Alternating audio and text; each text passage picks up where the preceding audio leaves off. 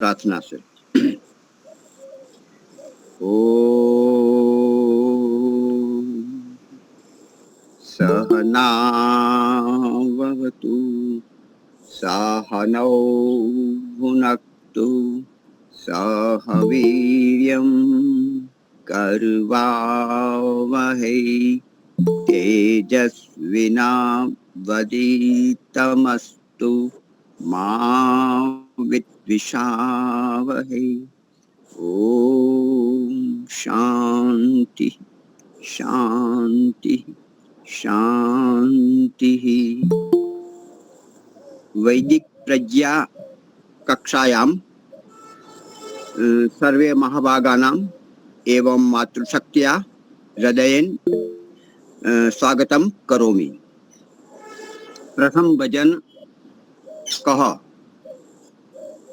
कह वदति भजनम गीते का संस्कृत भाषायाम् एकम गीतम भजनम वा। हाँ जी, हाँ जी। संस्कृत में होना चाहिए। क्या भजन संस्कृत में? अच्छा ठीक है, मैं भूल गया, आज तो शुक्रवार है, मैं भूल गया ठीक है।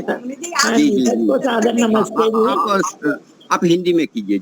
अच्छा जी। सब काम के अमृत रस का जो प्राणी पान करेगा उसकी बुद्धि को निर्मल निश्चय भगवान करेगा।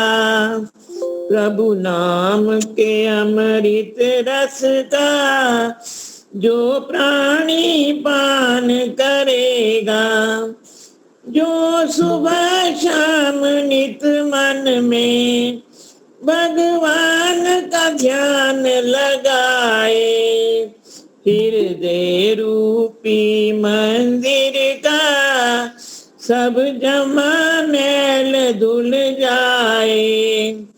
जो बैठ के सुख आसन में नित प्राणायाम करेगा उसकी बुद्धि को निर्मल निश्चय भगवान करेगा। प्रभु नाम के अमृत रस पान करेगा उसकी बुद्धि को निर्मल निश्चय भगवान करेगा। विषयों से मन हट जाए, कट जाए व्यसन किनारा, प्रभु भक्ति में मन को लगा ले, यदि चाहे तू सहारा। सत्संग ज्ञान गंगा में मल मल जो स्नान करेगा उसकी बुद्धि को निर्मल निश्चय भगवान करेगा। तूने ओम नाम नहीं गाया, तूने ओम नाम नहीं गाया, कभी बैठ के किसी जंगल में तूने जीवन व्यर्थ गवाया। खुशियों के दल दल में तूने ओम नाम नहीं गाया, कभी बैठ के किसी जंगल में तूने जीवन व्यर्थ गवाया। मद विषयों के दल दल में प्रभु नाम के अमृत रस का जो प्राणी पान करेगा, तेरे कर्मों का लेखा जब देखेगा ओए नर न्यायकारी, तेरे कर्मों का लेखा जब देखेगा वो न्यायकारी। शुभ अशुभ कर्म को तेरे आएंगे अगाड़ी, राघव वही पार हुआ है जो ना अभिमान करेगा। राघव वही पार हुआ है जो ना अभिमान करेगा।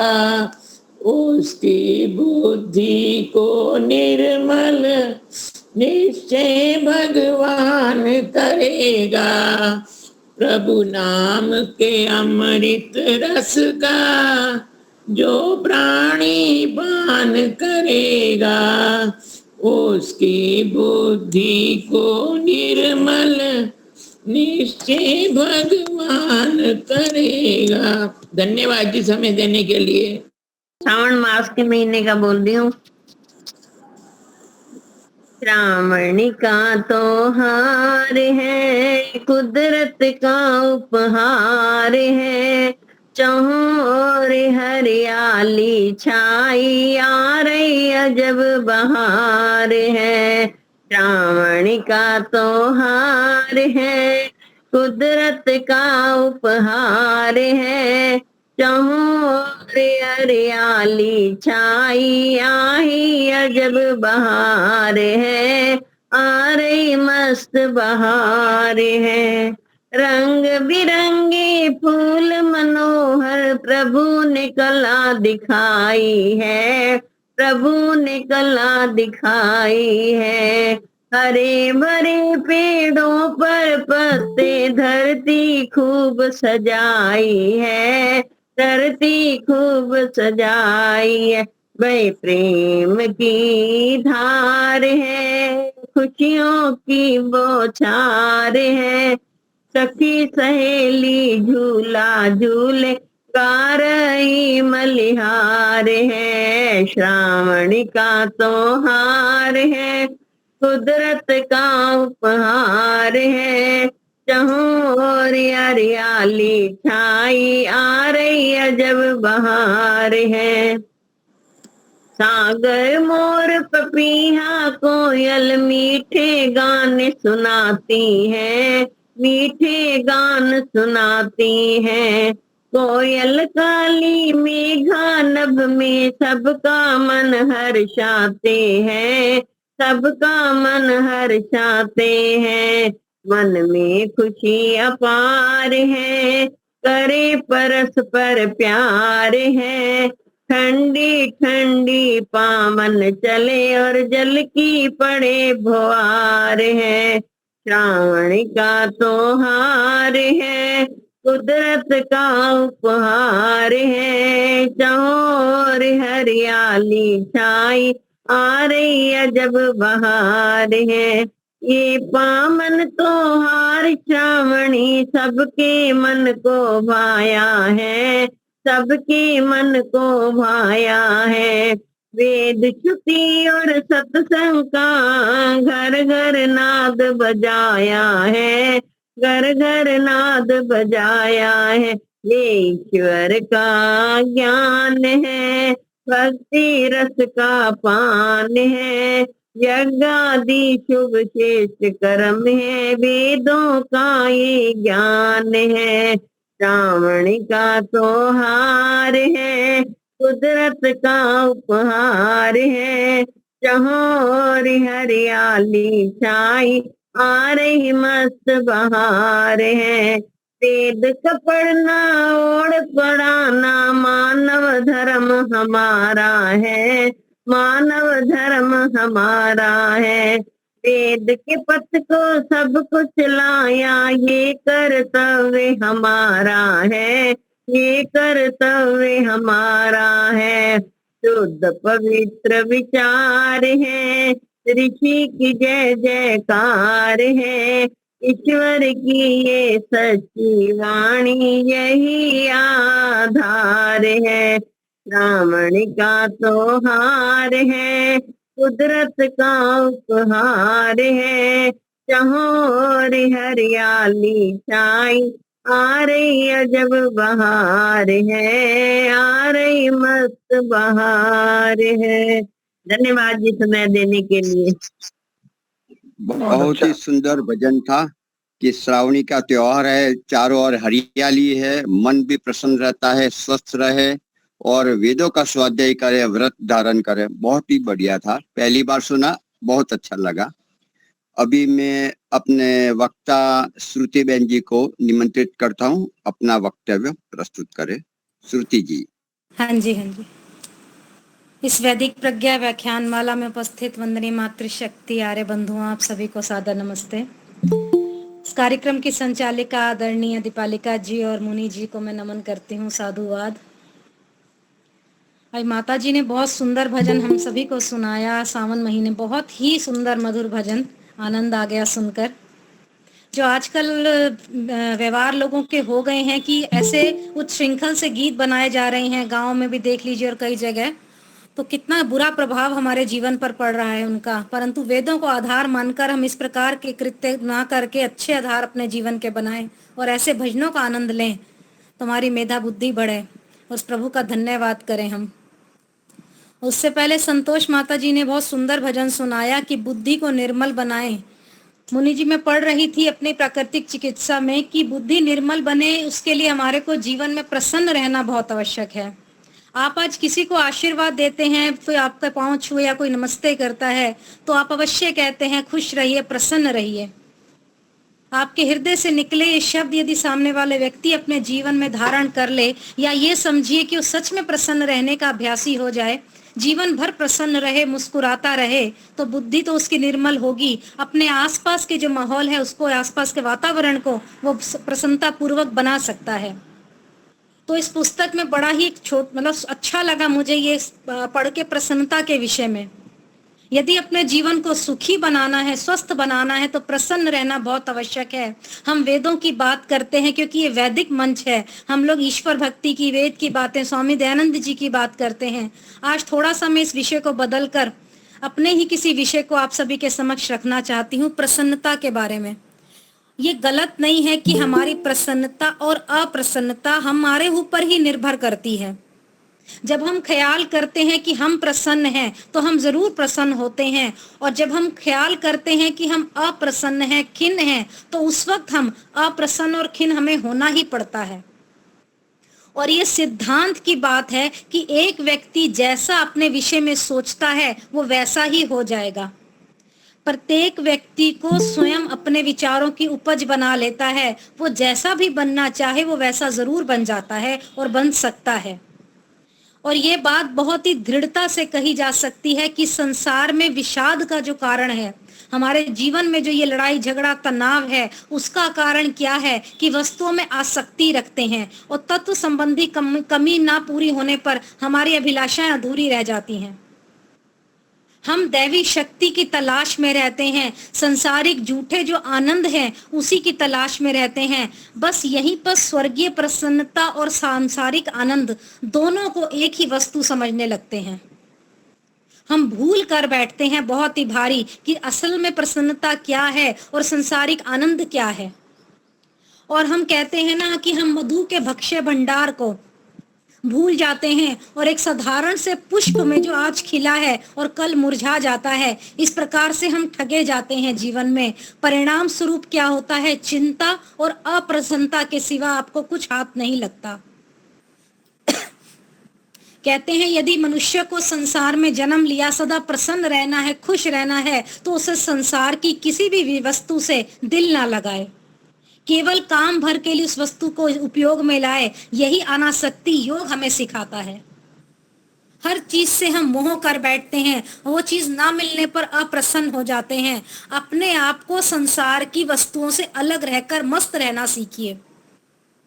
ठीक उस प्रकार जिस प्रकार एक जल बिंदु कमल पत्र पर रहकर प्रसन्नता पूर्वक मस्ती से इधर उधर हिलता डुलता रहता है और सदैव आनंदित दिखता है।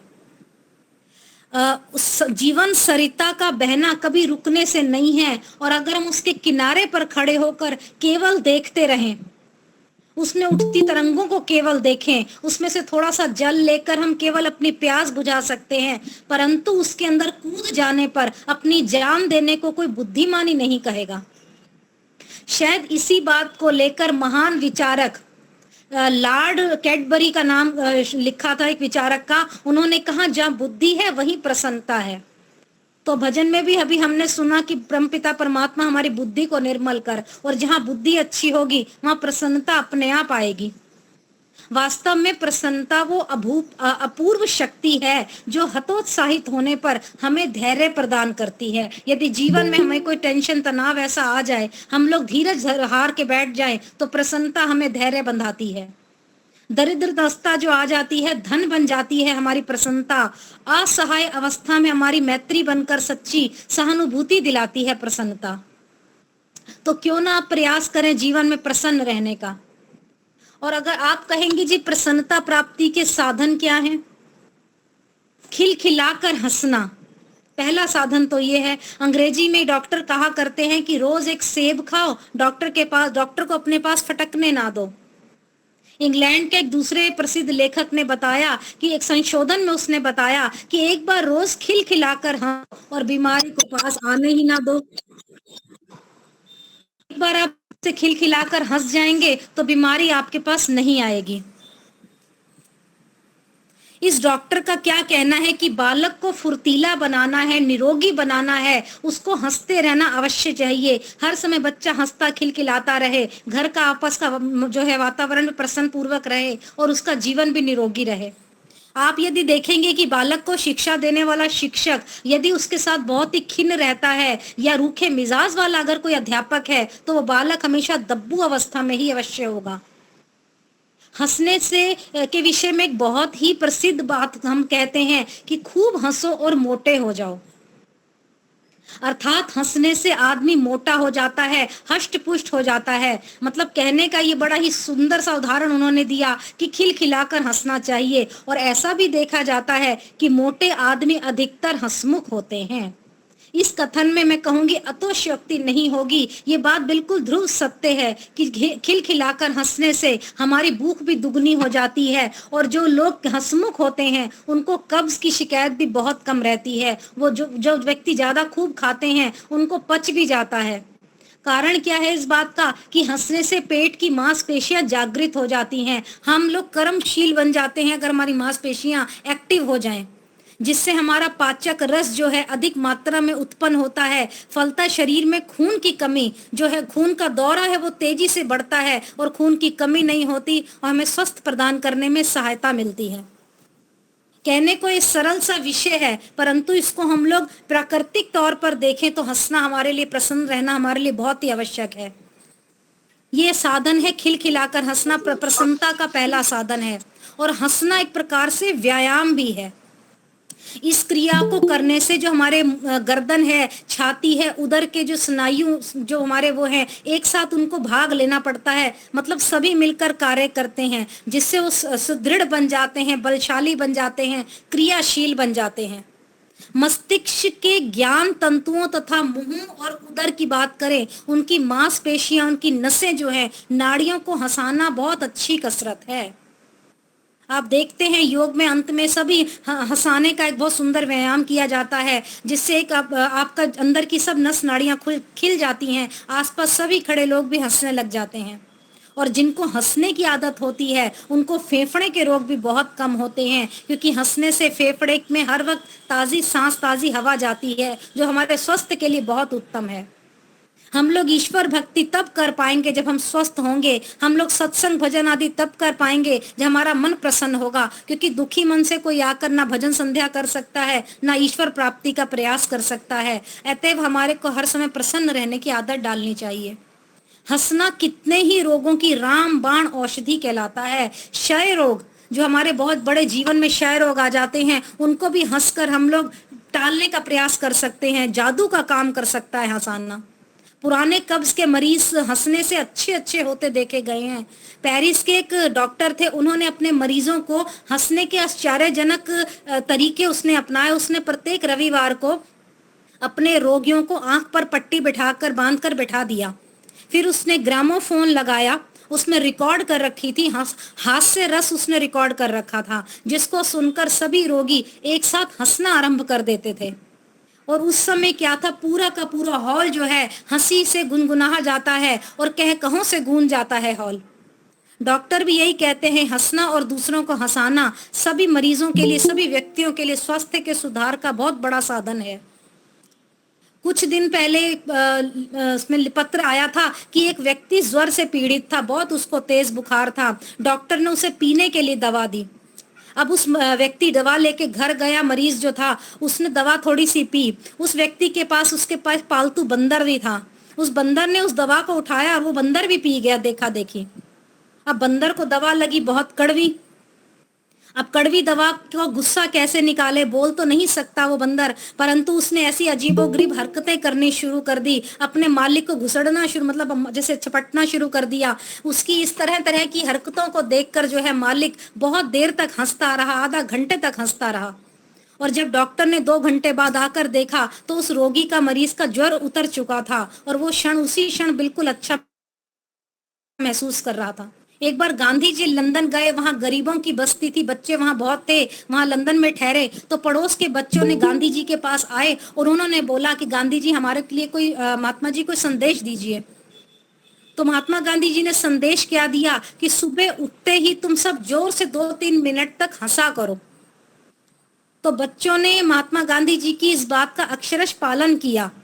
सुबह हर गली, हर कूचे, हर घर से खिलखिलाने की आवाज आने लगी। बिना बात वो खूब देर तक हंसते रहते। मोहल्ले वाले, आस पड़ोस वाले बड़ा देखकर आश्चर्यचकित हो गए। सारी बात का जब उनको पता लगा तो वो गांधी जी के पास गए और उन्होंने पूछा कि आपने बच्चों को ऐसी क्या शिक्षा दी। तो गांधी जी का उत्तर दिया, ये सप्ताह बीत जाने दो, इस सप्ताह के बाद तुम्हें उत्तर स्वयं मिल जाएगा। और जब बच्चे सब देखने लगे, आसपास के लोग, बच्चे पहले से अधिक स्वस्थ हो गए। उनके गालों की जो सुर्खी वो बढ़ गई, आंखों की चमक बढ़ गई है। अब बच्चे घबराते नहीं हैं। हर वक्त बच्चे जो है माताओं की, कहते हैं ना, डर से या किसी कार्य से अपने आप को दबाते हैं, वही बच्चे हंस कर रह रहे हैं। और सभी माताओं ने, सभी बंधुओं ने महात्मा जी का धन्यवाद किया। अरे बंधुओं, प्रश्न अब ये उठता है कि अकारण हर समय कोई कैसे हंस सकता है? हंसने का भी तो कोई मौका होना चाहिए। कहते हैं ना, ठीक समय पर हंसिए। ऐसे नहीं कि आप किसी के मृत्यु पर गए हैं, वहां हंस रहे हैं। हंसने का मौका देखिए, ढूंढिए, तब हंसिए। बहुत से तो आपको ऐसे लोग मिलेंगे जीवन में जिनको हंसना ही नहीं आता।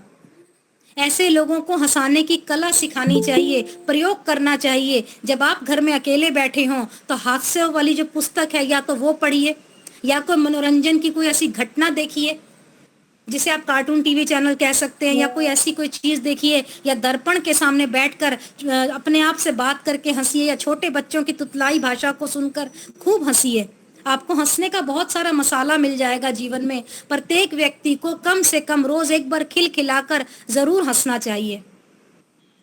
ये तो हो इसका साधन। दूसरा है मुस्कुराना। हास्य की छोटी बहन कह सकते हैं मुस्कुराना। और मुस्कुराता चेहरा हर किसी को पसंद है। मुस्कुराने से स्वयं तो प्रसन्नता होती ही है, साथ ही साथ मुस्कुराहट वाले व्यक्ति को देखकर और लोगों को भी प्रसन्नता होती है, और बड़ी से बड़ी तकलीफ का सामना करने की आपको शक्ति मिल जाती है। खत्म कर सकते हैं आप उस तनाव को। आपकी तकलीफ आधी रह जाएगी यदि आप मुस्कुरा कर रहे। इसलिए छोटे छोटे बच्चों को शिक्षा दी जाती है कि हर समय मुस्कुराते रहो, और रोगी को देखना है तो उसके पास हंसते मुस्कुराते जाइए। आप उससे इस प्रकार से बात कीजिए तो उसका दुख आधा अपने आप ही दूर हो जाएगा। और जो व्यक्ति दुख और सुख को समान रूप से ले लेता है, व्यक्ति हर समय मुस्कुराता रहता है, वो व्यक्ति धन्य हो जाता है।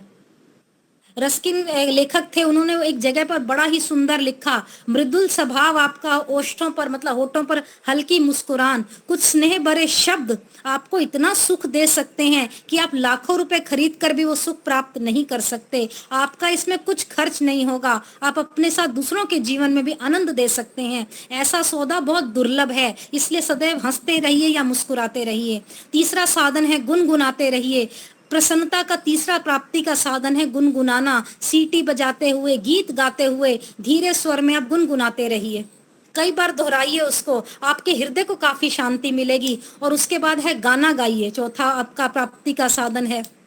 अगर आपको कोई गाना आता है तो आप उसको गा सकते हैं। कोई जरूरी नहीं है कि आप एक गवैये हैं तो ही गाएंगे, बल्कि आपको जो भी गाना आता है, कभी कभी आप मस्ती से भी गा सकते हैं, कभी आपका दिल खुश हो तब भी गा सकते हैं। फिर उसके बाद आती है मनोरंजन की बात। आप अमात प्रमाद जिसको आप कह सकते हैं, आपस में बैठकर गपशप कीजिए, जीवन को उत्साहित बनाइए। तो ये विचार कहने को काफी बड़े हैं, लेकिन मेरा मन किया इस प्रकार का कुछ विचार रखने का, क्योंकि जब हम स्वाध्याय करते हैं जो विषय अच्छे लगते हैं उसको रखने का प्रयास करते हैं। अब मेरा आज मन किया मुनि जी कि मैं इस प्रकार स्वाध्याय कर रही हूँ तो कुछ इस तरह का विषय भी हमारे जीवन के लिए बहुत बहुत उपयोगी है। ये बात कि हमें प्रसन्न रहना है, मुस्कुराते रहना है, गुनगुनाते रहना है, तो ये भी हमारे स्वस्थ जीवन जीने की बहुत बड़ी एक कला है। तो इस पर बड़े सुंदर भजन भी बनते हैं कि अपने जीवन में मुस्कुराते रहिए, चाहे कुछ भी आपके जीवन में तनाव आ जाए तो मुस्कुराना, गुनगुनाना आप अवश्य अपने जीवन में बनाए रखिए। आप हंसिए, दूसरों को भी हंसाइए। और अंत में 2 पंक्तियां कहकर अपनी वाणी को विराम दूंगी। कवि बड़ा सुंदर कहता है, हिम्मत ना हारिए प्रभु ना विसारिए, हिम्मत ना हारिए प्रभु ना विसारिए, हंसते मुस्कुराते हुए जिंदगी गुजारिए, हंसते मुस्कुराते हुए जिंदगी गुजारिए, हिम्मत ना हारिए प्रभु ना विसारिए, हंसते मुस्कुराते हुए जिंदगी गुजारिए, हंसते मुस्कुराते हुए जीना जिसको आ गया, फटे हुए दिलों को सीना जिसको आ गया, ऐसे देवताओं के चरण पखारिए, उनकी तरह नेक बन के जिंदगी गुजारिए, हिम्मत ना हारिए प्रभु ना विसारिए, हंसते मुस्कुराते हुए जिंदगी गुजारिए, काम ऐसे कीजिए जिनसे हो सबका भला, बातें ऐसी कीजिए जिनमें हो अमृत भरा, मीठी वाणी बोल के सबको प्रेम से पुकारिए, कड़वी बोली बोल के ना जिंदगी गुजारिए, हिम्मत ना हारिए प्रभु ना विसारिए, हंसते मुस्कुराते हुए जिंदगी गुजारिए, मुश्किलों मुसीबतों का करना हो जो खात्मा, हर समय कहिए तेरा शुक्र है परमात्मा, गिले शिकवे करके अपना हाल ना बिगाड़िए, जैसे प्रभु राखे वैसे जिंदगी गुजारिए, हंसते मुस्कुराते हुए जिंदगी गुजारिए, हिम्मत ना हारिए प्रभु ना विसारिए, हंसते मुस्कुराते हुए जिंदगी गुजारिए, हंसते मुस्कुराते हुए जिंदगी गुजारिए, हंसते मुस्कुराते हुए जिंदगी गुजारिए। बहुत बहुत धन्यवाद आदरणीय मुनि जी, समय देने के लिए धन्यवाद। दीपालिका जी बहुत बहुत धन्यवाद। बहुत ही अच्छा। हंसते मुस्कुराते हुए जिंदगी बिताइए, हमेशा प्रसन्न रहिए, हंसते रहिए, और जो हंसता है, जो प्रसन्न रहता है, वो उसका मन एकाग्र हो जाता है और प्रसन्न मन से जो भी कार्य करते वो सफल अवश्य हो जाता है। तो बहुत ही सुंदर उद्बोधन श्रुति जी आपने किया, बहुत बहुत धन्यवाद। अभी अपने लीलाबेन जी बड़ौदा से अपना वक्तव्य प्रस्तुत करेंगे। लीलाबेन जी। गायत्री मंत्र से ईश्वर की स्तुति प्रार्थना उपासना करेंगे। ओम भूर्भुवः स्वः तत्सवितुर्वरेण्यं भर्गो देवस्य धीमहि धियो यो नः प्रचोदयात्। सबका रक्षक, जगत के सब जीवों का आधार, जो प्राणों से भी प्रिय और स्वयंभू है, जिसके संसर्ग मात्र से संसार के सारे प्राणी सभी क्लेश और दुखों से मुक्त हो जाते हैं, जो नानाविध जगत में सर्वत्र व्यापक होकर सबका पालन और पोषण करता है, सकल जगत का उत्पादक, सब ऐश्वर्य का दाता, जिसकी प्राप्ति में सभी की सब आशाएं एवं अभिलाषाओं की पूर्ति है, उस पवित्र परमात्मा के पवित्र तेज को हम अपने हृदयों में धारण करते हैं। वो परमात्मा हमारी बुद्धियों को निकृष्ट मार्ग से निवृत्त करके उत्कृष्ट मार्ग की ओर प्रेरित करें। आदरणीय मुनि जी, समादरणीय बेन संचालिका दीपालिका जी, आर्य सज्जनों, वंदनीय माताओं, अभी अभी प्रसन्नता के विषय में अच्छा सा प्रवचन सुना। यदि हम एक बच्चे की भांति निर्दोष हो जाए, सरल हो जाए, तो सदा प्रसन्न रह सकते हैं। हमारे मन में से ईर्ष्या, द्वेष आदि जो दुर्भावना है उनको निकाल दे तो हम प्रसन्न रह सकते हैं। प्रसन्नता ये मनुष्य को परमात्मा द्वारा दी गई एक बहुत बड़ी देन है कि हम हंस सकते हैं, बोल सकते हैं। दूसरे प्राणी हमारी भांति ना तो हास्य ना वाणी उनके पास है। हमारा बहुत बड़ा सौभाग्य है कि हमने परमात्मा ने जो देन दी है उसका हम सदुपयोग करें। हमारा विषय संध्या के ऊपर चल रहा था। आजकल कई लोगों का ये आक्षेप होता है कि संध्या क्यों निश्चित शब्दों में और संस्कृत में ही की जाए, क्या अपने हृदय के भाव अपनी भाषा में हम प्रकट नहीं कर सकते? ये अनपढ़ लोग कहते हैं तो ठीक बात है, लेकिन जो पढ़े लिखे लोग इस बात की बात करें तो वो उनकी बहुत बड़ी नासमझी। वास्तव में उन लोगों ने संध्या का महत्व समझा ही नहीं। संध्या में अपने अपने भाव प्रकट करेंगे। हर एक व्यक्ति की योग्यता अलग है, हर एक व्यक्ति के विचार अलग है, उनके भाव अलग है। तो अपने भावनाओं के अनुसार, अपनी योग्यता के अनुसार वो ईश्वर से प्रार्थना करे। और संध्या कोई सामान्य व्यक्ति की रचना नहीं। संध्या हमारे महान तत्व चिंतक ऋषि की रचना है, ऋषि की रचना है। और वो तो मेधा बुद्धि वाले थे और उन्होंने संध्या में जो बातें कही हैं वास्तव में वो हमारे सामान्य मनुष्यों की सामान्य बुद्धि में आ ही नहीं सकती। और हमने की हमारी जो आत्मिक उन्नति है वो आत्मिक उन्नति में कई विचार बाधक भी है और कई विचार बाधक भी है। तो संध्या एक ऐसी चीज है कि जहां बाधक को प्रकट नहीं होने देते हृदय में। हमेशा आत्मिक उन्नति को जो साधक है, जो आगे ले जाना विचार है, उनको ही संध्या में बता रही है। और हमारे ऋषि तो हमारे मन को उच्च स्तर पर ले जाना चाहते हैं कि जहां इतना ऊंचा स्तर कि जहां हम इस प्रकार के विचार के बारे में सोच ही नहीं सकते, हमारी क्षमता ही नहीं, हमारी योग्यता ही नहीं। तो ये हमारी ऋषि की सबसे बड़ी देन है और इसके बारे में हम जानते नहीं है, उनके अर्थ के बारे में सोचते नहीं है, शब्द अर्थ का संबंध हम नहीं कर रहे, इसलिए इसमें इस प्रकार के भाव हमें प्राप्त नहीं होते। और भावनात्मक रूप से हमें संध्या करनी चाहिए, बड़ी श्रद्धा से, बड़ी भावना से कि हम ईश्वर की वाणी को बोल रहे हैं। तो संध्या का पहला मंत्र के बारे में मैंने बताया था नहीं कि भावनात्मक रूप में कि ईश्वर हमें हमारे पर वर्षा कर रहा है, सुखों की वर्षा कर रहा है। जैसे एक बच्चा जिद करता है कि नहीं मैं माँ के हाथों से ही खाऊंगा, तो करना तो उनको भोजन ही है, लेकिन माँ के हाथों से खाने के पीछे एक बड़ा दार्शनिक सत्य छुपा हुआ है। इसमें बच्चे की जिद में भी एक सत्य छुपा हुआ है कि वो माँ का प्रेम भी प्राप्त करना चाहता है और भोजन भी करना चाहता है। यदि हम परमात्मा द्वारा जो अभिष्ट पदार्थ हमें प्राप्त हो रहे हैं, जो संसार के सुख के लिए जो पदार्थों की वर्षा हो रही है, इसमें यदि हम ऐसी भावना प्रकट करें कि एक परमात्मा रूपी माँ हमें खिला रही है, जो पदार्थ मेरे जीवन के लिए अत्यंत उपयोगी है, इनके बिना मेरा जीवन है, तो हमें ईश्वर का प्रेम, ईश्वर का आनंद मिलेगा, अवश्य मिलेगा। इसी प्रकार के भावों को साथ हम संध्या करें। मंत्र बोलते समय हमारे मन में यही भाव आना चाहिए कि नहीं, जो वर्षा हो रही है वो एक परम कृपाळु परम सत्ता की ओर से मेरे पुत्रवत मेरे ऊपर कृपा कर रही है मेरी। तो दूसरे मंत्र में हमने ऐसे हमारा मन भी ऐसा है नहीं कि उसको जिस प्रकार की बातों में हम रस युक्त करते हैं, जिस प्रकार की बात में हम रस लेना चाहते हैं उस प्रकार में रस लेता है।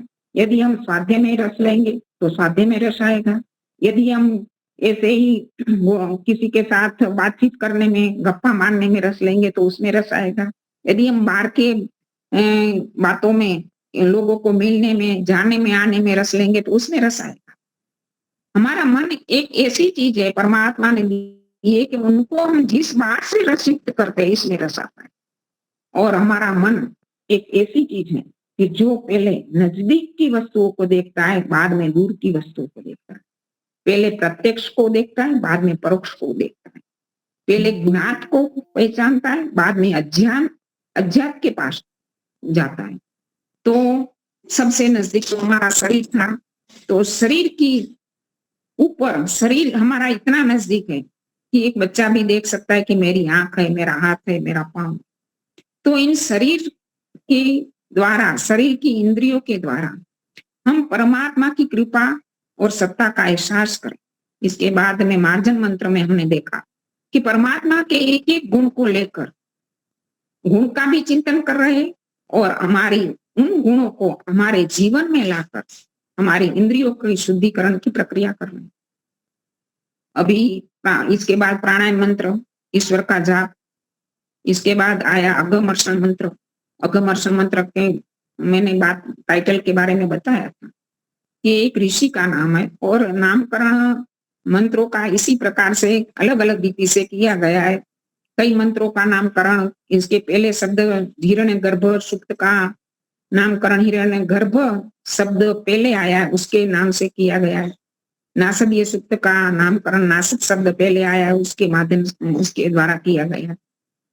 और अगमर्षण मंत्र ऐसे तो ऋषि का नाम है, लेकिन इसका अर्थ होता है मर्षण करना, यानी दूर करना, उसको हटा देना।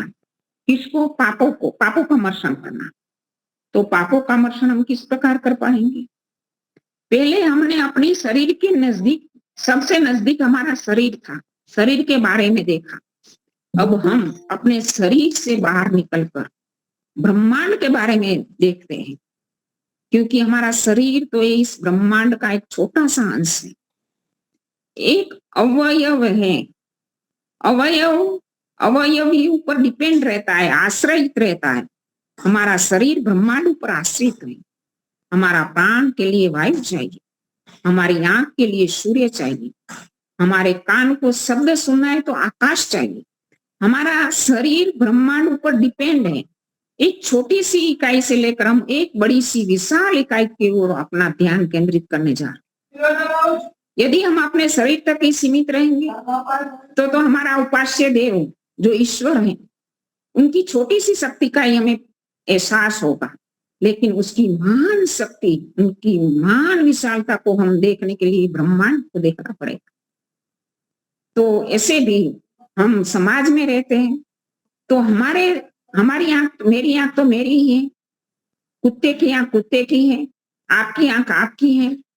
आपकी आंखों से आप देख पाएंगे, कुत्ता कुत्ते की आंख से देख पाएगा, मैं मेरी आंख से देख पाऊंगी। लेकिन ईश्वर ने जो सूर्य और चंद्र रूपी दो आंखें दी है, वो मेरी भी है, आपकी भी है, कुत्ते की भी है, हर एक पशु पक्षी की है। हम सारे ही प्राणी, सारे ही जीव जंतु, सारे ही मनुष्य एक ही परम सत्ता के संतान है, ऐसा एहसास हमारे मन में आता।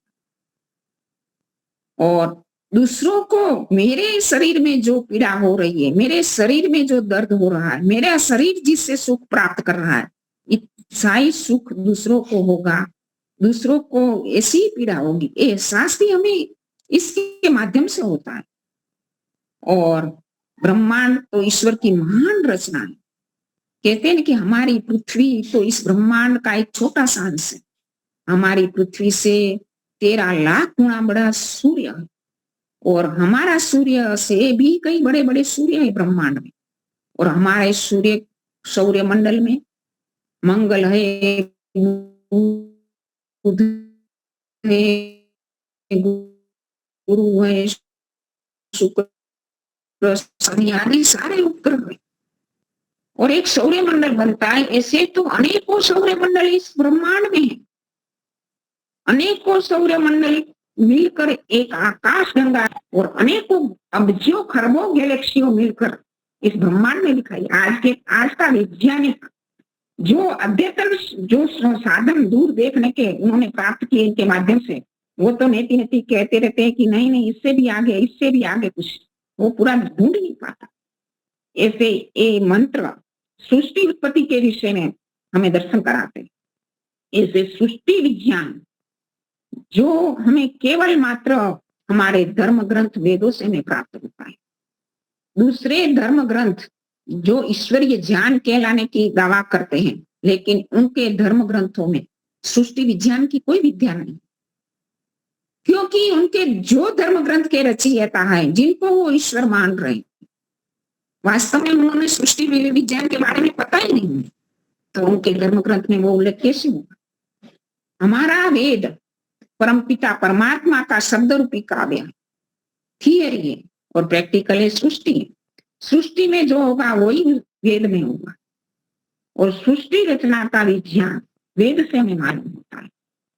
सृष्टि रचना का मंत्र भी वेद में आया है, और कहते हैं ना कि एक मंत्र आया है, तस्माद वा एतस्मात् आत्मन आकाशः सम्भूतः, आकाशात् वायु, वायो अग्निः, अग्ने आपः, अदभ्यः पृथ्वी, पृथ्व्या औषधयः, औषधिभ्यो अन्नम, अन्नात् रेतः, रेतसः पुरुषः। तो इसी प्रकार इस मंत्र में एक अद्भुत विज्ञान भरा पड़ा है। मंत्र क्या बता रहा है कि सबसे पहले क्या उत्पन्न हुआ? आकाश से वायु, वायु अग्नि, अग्नि अग्नि जल, पृथ्वी, जल से पृथ्वी, और पृथ्वी से औषधि, औषधि से अन्न, अन्नात् रेतः, अन्न से वीर्य, रेत से पुरुष, और वीर्य से पुरुष की उत्पत्ति। ये सृष्टि विज्ञान है। और आज के वैज्ञानिकों ने भी इस बात को मान लिया है, क्योंकि वो लोग अब तक ऐसा मानते थे कि शब्द का वाहक वायु है। अभी अभी आधुनिक युग में वैज्ञानिक लोग इस बात से सहमत हो गए कि शब्द का वाहक वायु नहीं, आकाश है, और वेद मंत्र तो बता रहा है इस बात को। तो हमारा ये अगमर्षण सूत्र में जो सृष्टि विद्या के 3 मंत्र यहाँ उद्भुत किए गए हैं, तो इन तीनों मंत्रों में वही सृष्टि विद्या भरी पड़ी है। ऋतम च सत्यम च, पहला मंत्र क्या है? ऋतम च सत्यम च अभिजात। ऋत क्या है और सत्य क्या है? ऋत एक ऐसा ही चीज है कि जो भूतकाल में भी वही थी, अभी भी वो है, आगे भी वह रहेगी। इसमें कभी भी कुछ भी बदलाव नहीं होता, चेंज नहीं होता। और ये रीत को हम कहेंगे कि जो ईश्वर के जो नियम है, सृष्टि उत्पत्ति के जो नियम, वो भी समान रहते हैं। और आज हम संसार में जो ईश्वर की सृष्टि में जो नियम देख रहे हैं, वो भी वही पहले ही थे, आज भी वही है, आगे भी वही रहेंगे। जैसे हम गणित के नियम देखते हैं ना मैथ्स में कि 2 + 2 4 होता है, हमारे देश में भी 4 होता है, अमेरिका में भी 4 होगा, जर्मनी में, यूरोप में, कोई भी देश में ले जाओ वो नियम वो ही रहेगा। ना 3.5 बनेगा, ना 4.25 बनेगा, ना 3.25 बनेगा, कुछ भी चेंज नहीं होगा। पहले भी वही था और आज भी वही रहेगा, सदा वही रहेगा। इस सृष्टि में भी वही रहेगा, आगे की सृष्टि में भी वही रहेगा। इसी प्रकार हम कहते हैं कि सम संख्या और विषम संख्या। सम संख्या क्या होती है? 2 है, 4 है, 6 है। विषम संख्या 3 है, 5 है, 7 है, आदि जो भी। ऐसे आगे आगे चलते जाते हैं तो बहुत सारी चीजें ऐसी मिलती है। जैसे 1 से 9 का अंक है, सारी दुनिया में 1 से 9 ही अंक है, कोई आगे का कोई 10वां अंक है ही नहीं। तो ये सारा का सारा ज्ञान सारी दुनिया में एक साथ क्यों है? क्योंकि वो वेदों से निकला हुआ है, वो रीत है, वो सदा एक साथ रहेगा और इसमें कभी बदलाव नहीं होगा। हाइड्रोजन के 2 परमाणु और ऑक्सीजन का 1 परमाणु मिलकर ही पानी बनेगा। हमारे देश में भी वही बनेगा, अमेरिका में भी वही, चाइना में भी वही बनेगा।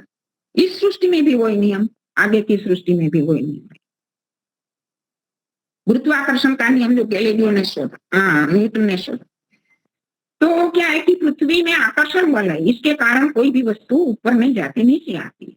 तो वो नियम हर जगह पर है और नियम उनकी शोध से पहले भी था। ऐसे भी आज तो ब्रिटेन की यूनिवर्सिटी ने एक्सेप्ट किया है कि गुरुत्वाकर्षण का नियम न्यूटन ने जब शोधा, इससे पहले भारत की ऋषियों ने इस नियम की अपने ग्रंथों में उल्लेख कर दिया। ऐसे भी हम कहते हैं कणाद मुनि का वैशेषिक दर्शन में कई सूत्र ऐसे पाए जाते हैं जो गुरुत्वाकर्षण का नियम का समर्थन करते हैं। और हमारे देश में से ही सारे मध्य एशिया से लेकर अरब देशों में वो ज्ञान पहुंचा। भारत देश में ही सबसे पहले मानव सृष्टि बनी और मानव सृष्टि को वेद का ज्ञान प्राप्त हुआ, और जो ज्ञान भारत के ऋषियों के पास था वो ज्ञान धीरे धीरे करके दूसरे देशों में पहुंचा। और अरब देश के विद्वान ने तो यहाँ तक कह दिया कि जो वहां के जो आंकड़े के शास्त्र होते हैं, गणित के जो शास्त्र ग्रंथ होते हैं, उनको हिंदसा नाम से पुकारते हैं, क्योंकि वो हिंदुस्तान से आया हुआ ज्ञान। और एक कवि ने तो यहाँ तक कह दिया कि हे भारत की भूमि तू धन्य है, तुम आदरणीय है, क्योंकि तुझे ये भाग्य सौभाग्य प्राप्त हुआ है कि परम पिता परमात्मा ने तुझे ये सत्य ज्ञान प्राप्त कराया। तो भारत देश में से ही सारा ज्ञान पहुंचा है। और अनेक चीजें ऐसी भी हैं कि जो आज के भी महर्षि दयानंद ने अपने समय में कहा था कि जो भी नियम है, जो भी विज्ञान की खोज है, वो सारे वेद में है। महर्षि दयानंद की बात को उस समय हास्यास्पद मानी जा रही, लेकिन महर्षि अरविंद जो एक बड़े योगी व्यक्ति थे, उन्होंने कहा था कि जो वास्तविक विज्ञान ने जो बातें खोजी है, इसके अलावा भी कई बातें ऐसी भी वेद में हैं कि जो अब तक आज का विज्ञान खोज भी नहीं पाया। तो इसी प्रकार परम पिता परमात्मा ने हमें वेदों का ज्ञान दिया है, और वेदों की कई बातें हमारे देश के ऋषियों को सर्वप्रथम प्राप्त हुई थी और यहाँ से ही दूसरे देशों में पहुंची है। ये हमारा आज के विज्ञान भी बता रहा है, क्योंकि विज्ञान वेद की शरण नहीं आ रहा। पहले विज्ञान ने क्या बताया था, H2 और O2 दो ही तत्व है। बाद में विज्ञान आया कि नहीं 65 मूल द्रव्य है। इसके बाद विज्ञान आया 95 मूल द्रव्य है। इसके बाद विज्ञान पर आया, समय समय पर बदलता रहता है विज्ञान अपना मंतव्य, क्योंकि उनकी शोध में जब जब चेंज आता है तो मंतव्य बदल जाते हैं। इसके बाद आया 105 है मूल द्रव्य, और अभी तो 3 मूल द्रव्य बता रहे हैं, इलेक्ट्रॉन प्रोटॉन न्यूट्रॉन। तो हमारा सत्व रजतम मूल 3 ही है। आखिर तो वेद पर ही आएगा, क्योंकि वेद ही सब सत्य विद्याओं का मूल है। महर्षि दयानंद का वही कथन सत्य हुआ है, और विज्ञान भी आज उनको स्वीकार कर रहा है। तो हमारा मंत्र हमें बता रहा है कि रीत क्या है।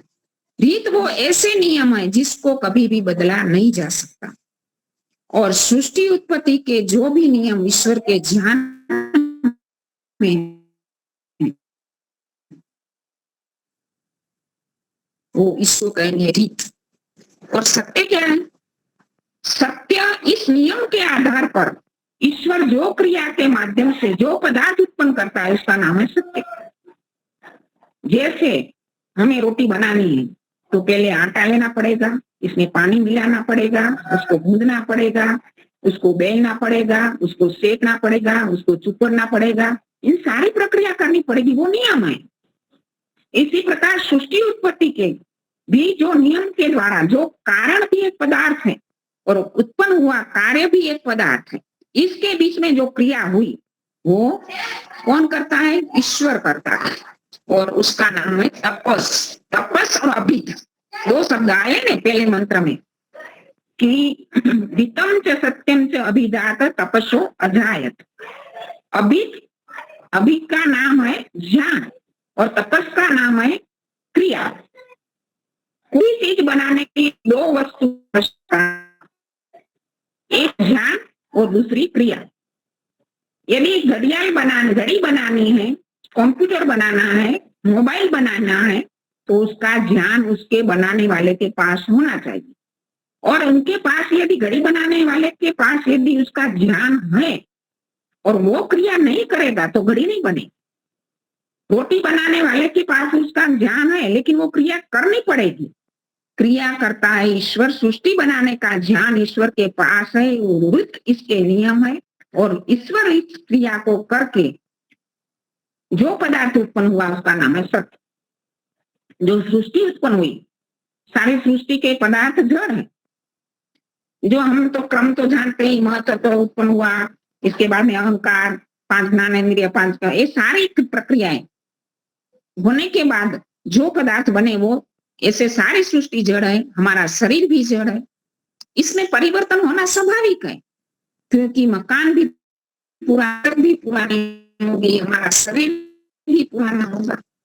तो ये सत्य हमेशा एक समान नहीं रहता, रीत में कोई बदलाव नहीं आता, लेकिन रीत के द्वारा जो पदार्थ बने गए इसका नाम है सत्य, और सत्य में परिवर्तन आएगा क्योंकि वो जड़ है। तो इसी प्रकार रीतम च सत्यम च अभिधात तपस्सो अजायत, उसी ईश्वर ने अपने तप और ज्ञान के द्वारा रीत और सत्य को, जो उनके पास रीत नियम थे उनके द्वारा ये प्रक्रिया की। ततो रात्र जायत तत समुद्रो अर्णव, उस ईश्वर ने यहाँ रात्र अजायत, तो उसका मीनिंग है कि रात्रि यहाँ है वो प्रलय रूपी रात्रि है। 4 अरब 32 करोड़ वर्ष सृष्टि का कार्यकाल, 4 अरब 32 करोड़ वर्ष प्रलय का कार्यकाल, तो ये प्रलय रूपी रात्रि को उत्पन्न किया। तथा समुद्रो अर्णव, जब सृष्टि उत्पन्न हुई, कहते हैं कि एक गहरा अंधकार था, कुछ भी नहीं था। कुछ दिन पहले जो सृष्टि के बारे में मुनि जी बता रहे थे ना कि अंधकार था, कुछ भी नहीं था, लेकिन वो चेतन सत्ता तो थी, ईश्वर तो था। ईश्वर ने क्या किया, पहले समुद्रो अर्णव, हिलोरे मारता परमाणु का समुद्र उत्पन्न किया। कैसे सत्व रजतम का समुद्र, तो कौन से पदार्थ को कितना सत्व मिलाना है, कितना रज मिलाना है, कितना तम मिलाना है, ईश्वर के नियम है, रीत है, उसके माध्यम से उन्होंने सारे पदार्थ बनाए। ओम समुद्रादर्णवादधि संवत्सरो अजायत, समुद्रादर्णवादधि संवत्सरो अजायत, संवत्सर, सम्मत असर, सम्मत का अर्थ है प्रकाश और असर का अर्थ है अप्रकाशमान, प्रकाशमान अप्रकाशमान।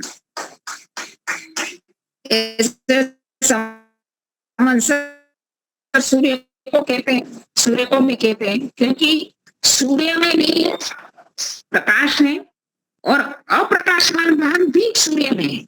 ये वेद का मंत्र बता रहा है। ऋग्वेद में एक मंत्र आया है, कृष्णो नो नाम विष्णु यदि दमः, सूर्य पर काले धब्बे भी हैं, घेरे खड्डे भी हैं, ये वेद का मंत्र बता रहा है। और इस प्राचीन ज्ञान का आज के वैज्ञानिकों ने स्वीकार किया है कि वास्तव में है सूर्य में। तो आज ऐसे भी कई बातें जो वेद में हैं कि जैसे सूर्य के बारे में, तो धरती से 12 लाख गुना बड़ा, दोनों की दूरी 1 करोड़ 30 लाख मील पृथ्वी के और सूर्य की दूरी, और इन सारी चीजों को, और दूसरे भी चंद्र की दूरी कितनी है, मंगल की दूरी कितनी है, बुध की दूरी कितनी है, इन सारी चीजों को वेदों में प्राप्त होती है। तो हमें लगता है कि वेदों में कितना ज्ञान है, हर चीज का ज्ञान है। और संवत्सर, सूर्य की उत्पत्ति से ही काल की गणना होती है ना। सूर्य की उत्पत्ति होने से अहोरात्राणि, दिवस और रात्रि उत्पन्न हुए, दिवस और रात्रि उत्पन्न हुए, तब तो हम काल की गणना कर सकते कि एक वीक पक्ष। देखो ये भी कितनी अद्भुत बात है कि दुनिया में हर एक देश में वीक 7 डेज का ही होता है, और मास 30 है, 31 इंग्लिश वालों के कुछ ऐसा है, लेकिन अराउंड फिगर तो 30 का ही है। वर्ष 365 दिन का ही होता है। तो ये सारी चीजें एक समान है। सारी चीजें कहाँ से मिली, तो सारी की सारी चीजें वेदों से आई। तो वेदों का विज्ञान ही सृष्टि उत्पत्ति का विज्ञान है। और इसमें ये भी बातें आगे बताई है कि समुद्रादर्णवादधि संवत्सरो अजायत अहोरात्राणि विदध विश्वस्य मिषतो वशी। इन सारी चीजों को दिवस, रात, ऋतुएं, संवत्सर, पक्ष, मास आदि उत्पन्न करके मिषतो वशी, जड़ और चेतन को वश में कर रहा है ईश्वर, वश में रख रहा है, अपने नियंत्रण में रखा हुआ है। वो कितनी महान शक्ति होगी, कितनी बड़ी इनके अंदर योग्यता होगी कि हम तो ऐसे देखते हैं कि जड़ को वश में रखना सामान्य सी बात है। जड़ चीज को तो हम वश में कर सकते हैं, लेकिन चेतन को वश में करना कितना दुर्लभ है। क्या हम मेढकों को तोड़ सकते हैं? क्या हम मक्खियों को एक स्थान पर इकट्ठा कर सकते हैं? चेतन चीजों को वश में करना बड़ा दुर्लभ है। लेकिन परमात्मा ने अपनी व्यवस्था से अपनी कर्म फल व्यवस्था से, अपने अनुशासन से सारे संसार में उनका अनुशासन चल रहा है और जड़ और चेतन दोनों को अपने सहज स्वभाव से वश में कर रहा है। तो कितना परिश्रम करना पड़ता है, हम सोचते भी हैं कि इतना बड़ा ब्रह्मांड को उत्पन्न करना, उसको चलाना, हरेक जीवों के कर्म फलों को देखना, उनको कर्म फल के अनुसार फल देना और सारे जड़ चेतन संसार को अपने वश में रखना, वो उनकी शक्ति कितनी होगी। घड़ी के छठे भाग में प्रलय करने वाले ईश्वर में की शक्ति के आगे हम मनुष्य एक तिनका भी तोड़कर जोड़ भी नहीं सकते, तो हम किस बात का अभिमान करें। ये मंत्र के माध्यम से हमें एक एहसास होता है कि मान शक्ति के आगे तो हम कुछ भी नहीं, एक सूत्र पानी है हमारे पास, हमारी शक्ति कितनी है, बिल्कुल कुछ भी नहीं। तो इसी प्रकार मंत्र हमें बहुत अच्छी सी प्रेरणा दे रहा है। और सूर्य चंद्रमा सौधाता यथा पूर्वम कल्पयत, इन सूर्य चंद्र आदि को धारण करके यथा पूर्वम कल्पयत, जो आगे की सृष्टि में था उसी प्रकार ही इसी सृष्टि में बनाए। आज तो कोई धर्म या मतपंथ संप्रदाय सृष्टि उत्पत्ति के विषय में कुछ भी कह नहीं सकता और ना तो ये बता सकता है कि ये सृष्टि पहली सृष्टि या लास्ट सृष्टि, इसके बाद की सृष्टि थी या नहीं, उनको ये भी पता नहीं। लेकिन हमारा वेद कह रहा है कि यथा पूर्वम, जो पहले भी बनी हुई है, ऐसे ही इसी सृष्टि को बनाया है। और दिवंच पृथ्वी अंतरिक्षम अथो स्व, दिवंच यानी धोलोक, पृथ्वी लोक, अंतरिक्ष लोक, और इन लोकों के सृष्टि में जो ये इन लोक है, इनके अलावा भी ब्रह्मांड में इस सृष्टि के उपरांत भी जो स्व दूसरे भी लोकांतर है, सारे के सारे को परमात्मा ने धारण कर, धाता यानी धारण कर रखा है। परमात्मा सृष्टि बनाकर, कोई चीज बनाकर अपने से हम तो अलग हो जाते हैं, कोई चीज बनाई तो इससे तो हम अलग रहते हैं, लेकिन परमात्मा तो अपनी बनाई हुई चीज से बिल्कुल ही अलग नहीं है। वो सृष्टि में बसा हुआ, कण कण में रमा हुआ है और इस सृष्टि को चला रहा है। तो इन परम सत्ता से हम दूर कहाँ है, हम एकदम नजदीक है और वो मान शक्ति के आगे हम कुछ भी नहीं है। तो हम अभिमान करें तो किस बात का करें। तो हमें उन शक्ति के आगे बिल्कुल समर्पण भाव से, बिल्कुल अभिमान रहित होकर के, नतमस्तक होकर के समर्पण करते हुए इस मंत्र को बोलते हुए ईश्वर की सत्ता का, उनकी शक्ति का एहसास करना चाहिए। तो ये यहाँ मेरा समय भी पूरा हो गया है, तो ये मंत्र यहाँ पूरा रखते। ओम शांति। बहुत ही सुंदर आपका वक्तव्य रहा। वैदिक विद्वानों से आप कम नहीं है। योगेश्वरी माता जी, आप भी औरों की जरूरत भविष्य में नहीं पड़ेगी, ऐसा मैं मानता हूँ। बहुत ही बढ़िया, आप लगातार सीरीज के रूप में संध्या को समाज अच्छी तरह से समझा रहे हैं। बहुत ही बढ़िया। अभी समय हो चुका है तो हम शांति पाठ करते हैं। शांति पाठ करें उससे पहले कि जो भाग लेना चाहते हैं संस्कृत दिन के लिए, जिसने अपना नाम लिखा है या तो लिखवाना चाहते हैं, तो ये शांति पाठ के बाद यहाँ उपस्थित रहे तो उसकी चर्चा की जाएगी। संस्कृत दिन के लिए क्या करना है, कैसे करना है। अभी शांति पाठ। ओम द्यौ शांतिरंतरिक्षं शांति पृथिवी शांतिराप शांतिरोषधयः शांति वनस्पतयः शांतिर्विश्वे देवा शांतिर्ब्रह्म शांति सर्वगम शांति शांतिरेव शांति सामा शांतिरेधि। ओम शांति शांति शांति। सबको सादर नमस्ते जी। जिसको संस्कृत में भाग लेना है सभी को लेना चाहिए। एक दिन के बदले 2 दिन भी रखेंगे, लेकिन भाग लेना चाहिए उत्साह से।